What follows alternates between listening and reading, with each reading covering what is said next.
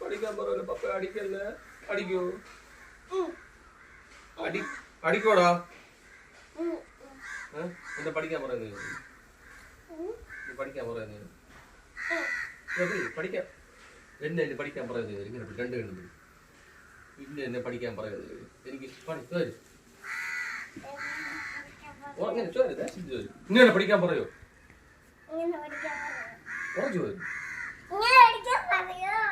ഇല്ല പഠിക്കാൻ പറയൂ അടിക്കല്ലേ അടിക്കല്ലേ മക്കളെ പഠിക്കണ്ട നല്ല മക്കളല്ലേ പഠിക്കണ്ട